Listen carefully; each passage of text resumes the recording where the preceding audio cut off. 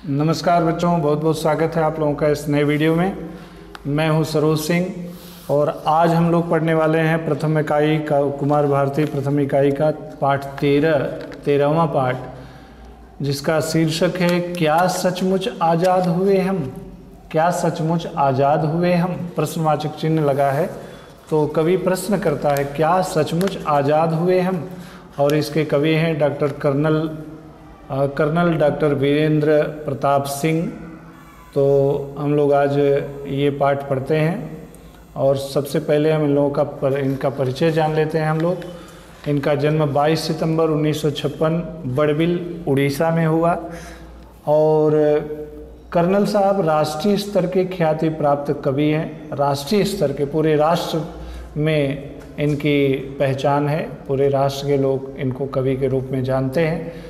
आपकी रचनाओं में राष्ट्र प्रेम के साथ साथ सभी वर्गों और संप्रदायों को साथ लेकर चलने और सत्य को ठोंक कर कहने की बात विशेष रूप से मुखर होती है। और इन्होंने जो भी रचनाएं लिखी हैं, जो भी कविताएं लिखी हैं, उसमें राष्ट्र प्रेम की बातें हैं और सभी वर्गों, सभी संप्रदायों को साथ लेकर चलने वाली बातें लिखी गई हैं। और सत्य को ठोंक कर, यानी बिना किसी लाग लपेट के, बिना डर के, निर्भय होकर ये सत्य, जो सत्य है उसको कहते हैं। किसी के डर के मारे ये सत्य को दबाते नहीं हैं। इनकी प्रमुख कृतियां हैं, प्रमुख किताबें हैं रक्तांजलि, बूंद बूंद की प्यास, ये सभी काव्य संग्रह हैं। ये जो हम लोग पढ़ने जा रहे हैं बच्चों, ये गीत है। और गीत किसको कहते हैं? स्वर, पद, ताल से युक्त गान, यानी जिसमें स्वर हो, मधुर स्वर हो, लय हो और जिसके अलग अलग पद हों और जिसमें ताल हो, ऐसे कविता को, ऐसे गीत, ऐसे गाने को हम गीत कहते हैं। इसमें एक मुखड़ा तथा कुछ अंतरे होते हैं। प्रत्येक अंतरे के बाद मुखड़े को दोहराया जाता है। गीत गेय होता है, यानी ये गाने लायक होता है, गाया जाता है। प्रस्तुत गीत के माध्यम से कर्नल साहब ने समाज में फैली विसंगतियों पर कुठाराघात करते हुए वास्तविक आज़ादी का अर्थ समझाया है। तो इस पाठ में कवि ने समाज में जो तमाम बुराइयां फैली हैं, विसंगतियां फैली हैं, उस पर इन्होंने प्रहार किया है, उसकी खिलाफत की है।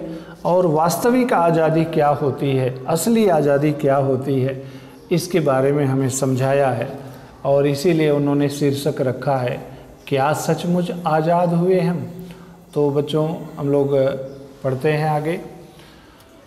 यहाँ आप लोग देख रहे हैं, जश्न कहीं हो किसी भवन में, डूबी जब बस्ती क्रंदन में, तब आंधी चलती चिंतन में, और प्रश्न उठता है मन में, क्या सचमुच आज़ाद हुए हम। तो कवि कई सारे प्रश्न करता है कि जश्न कहीं हो किसी भवन में, जश्न यानी उत्सव, जलसा, और भवन यानी मकान, किसी मकान में जश्न हो रहा हो। डूबी जब बस्ती क्रंदन में, और जब पूरी बस्ती क्रंदन में यानी करा रही हो, पीड़ा में हो, यानी जब पूरी बस्ती क्रंदन में हो, पीड़ा में हो, और उस समय किसी भवन में जश्न चलता हो, कोई उत्सव मनाता हो, तब आंधी चलती चिंतन में, तब हमारे चिंतन में, हमारे विचारों में विचारों की आंधी चलती है। तमाम विचार आते जाते रहते हैं, आते जाते हैं। यानी जो सज्जन लोग होते हैं, जो विचारक होते हैं, जो समाज में एक समन्वय चाहते हैं, तो ऐसे लोगों के मन में तमाम विचार आते हैं, उनके विचारों में आंधी चलती है, विचारों की आंधी चलती है, और उनके मन में एक प्रश्न उठता है क्या सचमुच आज़ाद हुए हम। यानी यहाँ पर बच्चों कवि ये कहना चाहता है कि एक तरफ कुछ लोग जश्न मना रहे हों और दूसरी तरफ तमाम लोग पीड़ा से कराह रहे हों, दुख में पड़े हों, तो इसको हम आज़ादी नहीं कहेंगे। आज़ादी तो तब कहेंगे जब सभी घरों में उत्सव मनाए जा रहे हों, सभी घरों में खुशियाँ मनाई जा रही हों, सब घर खुश के सदस्य खुश हों, तब हम कह सकते हैं कि असली आज़ादी है। और अगर किसी एक घर में जश्न होता हो और तमाम बस्ती के लोग दुख में हों, तो ऐसे को हम जश्न नहीं कह सकते हैं, इसको हम आज़ादी नहीं कह सकते हैं। तो आगे बढ़ते हैं बच्चों।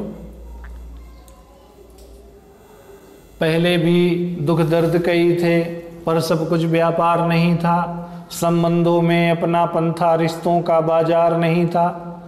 खुशबू बसती थी खेतों में, पड़ते थे सावन के झूले। अब कागज के फूल सजाकर उन मीठे गीतों को भूले। तुलसी की चौपाई जलती जब उल्टी धुन के ईंधन में, तब आंधी चलती चिंतन में, और प्रश्न उठता है मन में, क्या सचमुच आज़ाद हुए हम। तो कभी यहाँ पर थोड़ा प्राचीन और नवीन का समन्वय किया है। और प्राचीन में पहले के युगों में क्या होता था, कैसे संबंध होते थे। पहले भी दुख दर्द कई थे, पर सब कुछ व्यापार नहीं था। कभी कहता है कि आज़ादी के पहले भी लोग दुखी थे। ऐसा नहीं कि पहले सब लोग सुखी थे। तो पहले भी, आज़ादी के पहले भी हमारे जीवन में दुख थे, पहले भी लोग दुखी थे, लेकिन सब कुछ व्यापार नहीं था। हर काम में व्यापारीपन नहीं था, हर काम में लोग अपना लाभ नहीं देखते थे, सब कुछ व्यापार नहीं होता था। संबंधों में अपनापन था, और जो संबंध होते थे एक दूसरे के, रिश्ते नाते दोस्ती मित्रता, उसमें अपनापन था, लगाव था, रिश्तों का बाजार नहीं था। और आज की तरह रिश्तों में भी लोग हानि लाभ, बाजार में क्या होता है, बाजार में हानि लाभ की ही बातें होती हैं। तो रिश्तों का बाजार नहीं था, रिश्तों में भी लोग हानि लाभ नहीं देखते थे। खुशबू बसती थी खेतों में, पड़ते थे सावन के झूले। और यहाँ पर कवि कह रहा है कि पहले खेतों में एक प्रकार की सुगंध आती थी, यानी खेतों में हरे भरे पौधे होते थे, उसकी खुशबू, भीनी भीनी खुशबू आती थी। और पड़ते थे सावन के झूले, और सावन में झूले डालकर लोग झूला झूलते थे। अब तो देश में आडंबर बढ़ता जा रहा है, अब तो दिखावा होता जा रहा है। अब कागज के फूल सजाकर, कागज के फूल मतलब दिखावा, दिखावटी साज सज्जा। अब कागज के फूल सजाकर उन मीठे गीतों को भूले। अब तो चारों तरफ दिखावा है, लोग मधुर लोक गीतों को भूलते जा रहे हैं, यानी चारों तरफ आडंबर है, दिखावा है। और जो पहले के मधुर गीत थे अब किसी को याद ही नहीं रह गए हैं। पहले के प्राचीन जो गीत हैं अब किसी को याद नहीं रह गए हैं। तुलसी की चौपाई जलती जब उल्टी धुन के ईंधन में। और कभी कह रहा है कि तुलसी के चौपाइयों का तो अब कोई पाठ न कोई पाठ करता है, लोग उन चौपाइयों को भी फिल्मी धुनों में गाने लगे। अब आजकल कहीं रामायण वगैरह होता है, अखंड रामायण होता है, सुंदरकांड होता है, तो जो तुलसी की चौपाइयाँ बड़े मधुर स्वर में श्रद्धा भाव से गाई जाती थी, उसको लोग फिल्मी गानों की धुनों पर गाने लगे हैं। और इसके विपरीत अब चारों ओर फिल्मी गीतों का बोलबाला हो गया है तब। और ये सब सुनकर, ये सब देखकर कवि कह रहा है कि तब आंधी चलती चिंतन में। जो चिंतक हैं, जो विचारक हैं, जो समझदार लोग हैं, सज्जन लोग हैं, उनके विचारों में, विचारों की आंधी, उनके मन में विचारों की आंधी चलती है। उनके मन में प्रश्न उठता है कि क्या सचमुच आज़ाद हुए हम, क्या यही आज़ादी है, क्या इसी को हम आज़ादी कहेंगे। और आगे बढ़ते हैं बच्चों। माना अनपढ़ थे बाबूजी, माथी उपवासों की मारी, भाई की अपनी मजबूरी, भाभी की अपनी लाचारी। सज्जा के सामान नहीं थे, होड़ नहीं थी दिखलाने की, सब कुछ खोने की खुशियाँ थी, चाह नहीं ज़्यादा पाने की। तब टूटा घर लगता था, तब टूटा घर लगता था, अब सूनापन है आंगन में। तब आंधी चलती चिंतन में, और प्रश्न उठता है मन में, क्या सचमुच आज़ाद हुए हम। तो यहाँ पर कवि कह रहे हैं कि माना अनपढ़ थे बाबूजी। डॉक्टर कर्नल वीरेंद्र प्रताप सिंह जी कहते हैं कि मान लो कि उस समय लोग पढ़े लिखे नहीं होते थे, उनके पिताजी भी अशिक्षित थे, माता दिन भर उपवासों की मारी यानी व्रत उपवास किया करती थी, और भाई भाभी की अपनी अपनी मजबूरियां थीं। आज़ादी के पूर्व लोगों के पास घरों को सजाने के लिए कोई सामान नहीं होते थे, लेकिन लोगों में प्रदर्शन की भावना भी नहीं होती थी, होड़ नहीं थी दिखलाने की, लोगों को दिखाने की होड़ नहीं थी, यानी दिखावटी काम करने की होड़ नहीं थी। लोग जैसे थे वैसे ही दिखते थे, कोई बनावटीपन नहीं था, कोई दिखावा नहीं था। बाबूजी अनपढ़ थे, माँ दिन भर व्रत उपवास करती थी, भाई भाभी अब उनकी अपनी अपनी मजबूरी थी, लाचारी थी, लेकिन घर को सजाने के लिए सज्जा के सामान नहीं थे, लेकिन दिखाने की होड़ भी नहीं थी, कोई दिखावट भी नहीं करना चाहता था। तो आगे लिखते हैं, सब कुछ खोने में खुशियाँ थी, चाह नहीं ज़्यादा पाने की। और उस समय कवि कहते हैं कि आज़ादी के पूर्व यानी आज़ादी के पहले, जब देश आज़ाद नहीं हुआ था उसके पहले सब कुछ खोने में खुशियाँ थी, सब कुछ खोकर भी लोग खुश रहा करते थे। यानी लोग अपनी मनपसंद चीज़ें दूसरों को देकर भी खुश होते थे, और चाह नहीं ज़्यादा पाने की, लोगों को ज़्यादा पाने की इच्छा नहीं थी, लोग ज़्यादा कुछ जमा करना नहीं चाहते थे। और अब पहले घर टूटे फूटे थे, पहले जो टूटा फूटा घर होता था वही घर लगता था, अब आंगन में सूनापन है, यानी अब चारों तरफ मायूसी है, निराशा है, लोगों में प्रेम नहीं है, लोगों में वह लगाव नहीं है। और कवि आगे कह रहे हैं कि तब टूटा घर लगता था, अब सूनापन है आंगन में, तब आंधी चलती चिंतन में, और प्रश्न उठता है मन में, क्या सचमुच आज़ाद हुए हम। और कवि कह रहा है कि ये सब देख करके तब विचारों में मन में विचारों की आंधी चलती है, और मन में प्रश्न उठता है कि क्या सचमुच आज़ाद हुए हम, यानी ये क्या सही आज़ादी है। और आगे अब आज़ादी किसको कहेंगे, क्या है आज़ादी, असली आज़ादी किसको कहेंगे।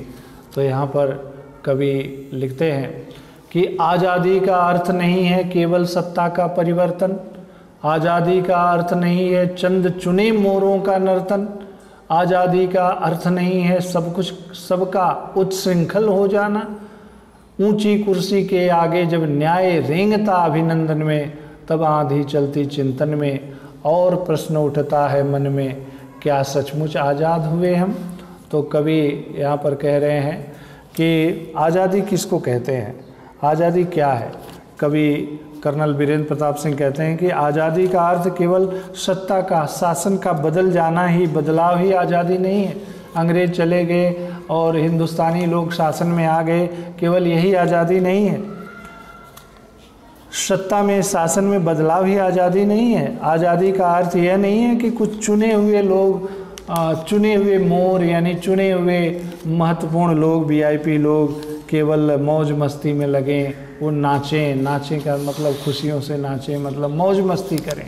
आज़ादी का अर्थ यह नहीं है कि कुछ चुने हुए लोग, कुछ विशिष्ट लोग मौज मस्ती करें। आज़ादी का यह अर्थ यह नहीं है कि सब कुछ सबका उच्छृंखल हो जाना। उच्छृंखल मतलब बच्चों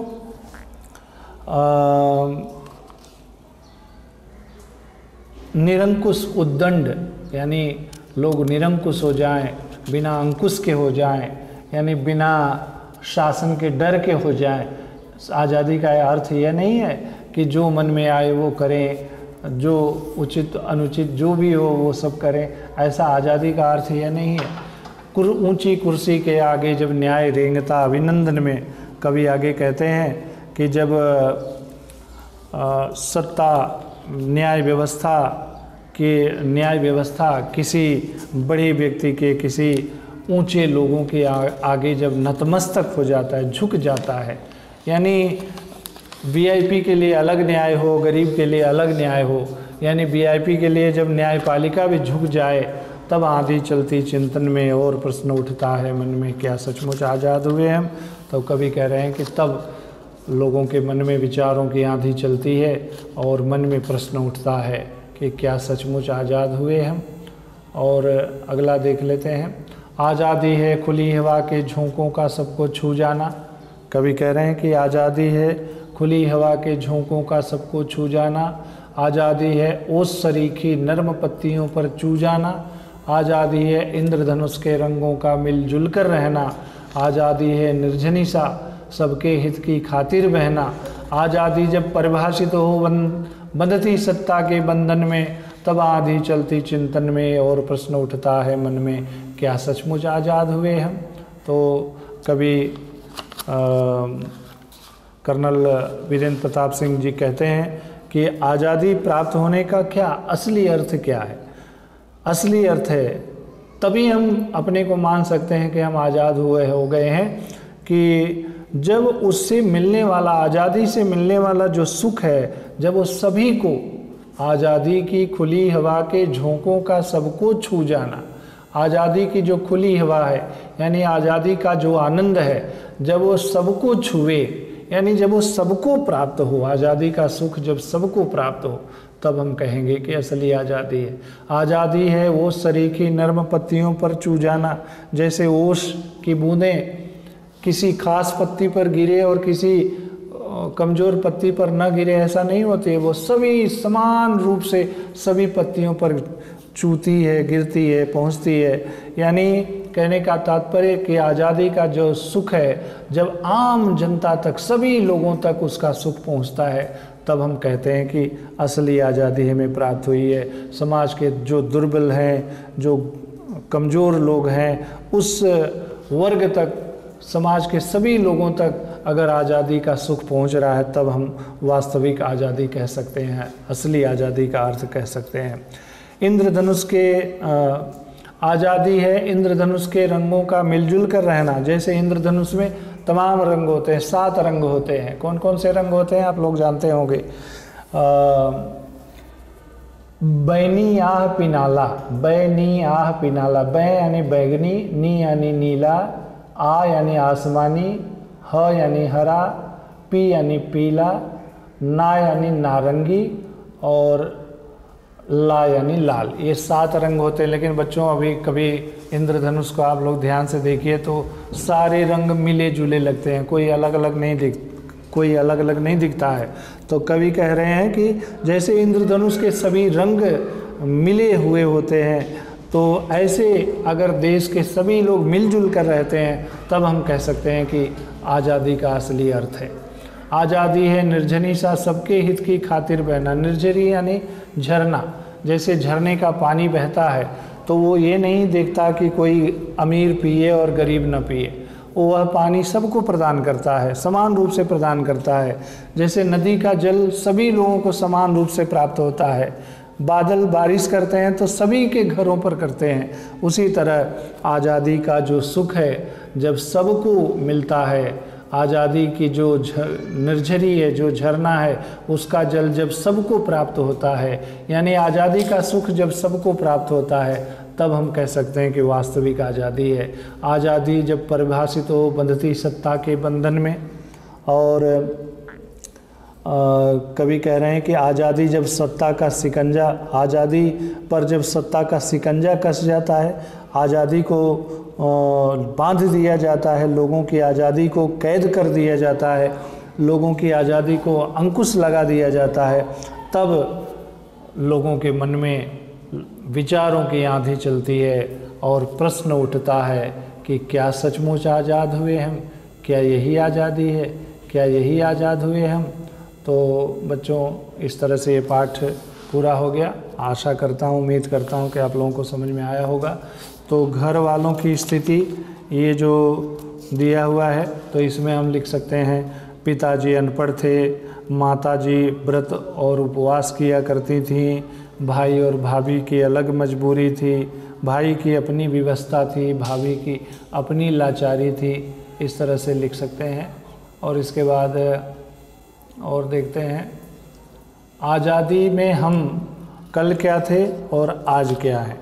तो आज़ादी में जो परिवर्तन हुआ है, कल क्या थे, कई दुख दर्द थे कल भी, और सब कुछ व्यापार बन गया, आज सब कुछ व्यापार बन गया है। और आज़ादी में हम लोग कल क्या थे, तो संबंधों में अपनापन था, और आज में हम लोग संबंध बाजारू हो गए हैं, संबंधों में बाजारूपन आ गया है, संबंधों में लाभ हानि लोग देखने लगे हैं। और कल में क्या लिखेंगे, खेतों में सुगंध का निवास था और पेड़ों पर झूले लगते थे। और आज आडंबर में वृद्धि और लोकगीतों का विस्मरण हो गया है। लोकगीतों को लोग भूल गए हैं और लोग आडंबर करने लगे हैं, दिखावा करने लगे हैं। और कल में हम लिखेंगे रामायण के प्रति आदर भाव था और आज फिल्मी गीतों का बोलबाला है। तो इस तरह से हम लोग इसको लिख सकते हैं। कवि के मतानुसार आज़ादी का असली अर्थ क्या है? तो यहाँ पर ये बड़ा सुंदर प्रश्न है, बहुत महत्वपूर्ण प्रश्न है। तो आज़ादी का असली मतलब क्या है? तो इसमें बच्चों लिख सकते हैं कि परिवर्तन की हवा का प्रभाव जब सब पर पड़ना चाहिए, सब पर पड़ता है तब आज़ादी का मतलब है। तो परिवर्तन की हवा का प्रभाव सब पर पड़े, ओस की बूंद की तरह नर्म पत्तियों तक पहुँचे और इंद्रधनुष की तरह मिलजुल कर रहना और आज़ादी रूपी जल का सभी के लिए उपलब्ध होना, तब हम कह सकते हैं कि आज़ादी का असली अर्थ है। तो बच्चों ये पाठ समाप्त हुआ। तो आज के दिन इतना ही। और दूसरी बात ये कि प्रथम इकाई के सभी पाठ इस तरह से पाठ पढ़ाकर पूरे हो चुके हैं। आप लोग प्रश्नोत्तर लिख लीजिए और पाठ को बार बार पढ़िए। कोरोना काल में विद्यालय बंद चल रहे हैं, यही एकमात्र वीडियो के सहारे आप लोग पढ़ रहे हैं। तो आप लोग स्व अध्ययन करेंगे उतना ही अच्छा होगा। बच्चों 1 महीने 2 महीने की छुट्टी होती है, बहुत सारी बातें भूल जाती हैं। यहाँ लगभग 1.5-2 साल हो गया और आप लोग घर बैठे हैं। तो आप लोग अपने भविष्य की चिंता करिए और बार बार पाठ को पढ़ेंगे तो बहुत कुछ समझ में आ जाएगा। वीडियो के माध्यम से भी बहुत सारी बातें समझ में आ जाएंगी। स्कूल देखो शायद हो सकता है नवंबर में खुले, तो आप लोग प्रश्नोत्तर वगैरह सब लोग लिख लेना। और इसके बाद अब हम लोग ग्रामर पोर्शन यानी व्याकरण विभाग का अध्ययन करेंगे। तो अब आगे हम लोग व्याकरण के बारे में वीडियो बनाकर हम भेजेंगे, आप लोग उसका अध्ययन करते रहना। बहुत बहुत धन्यवाद।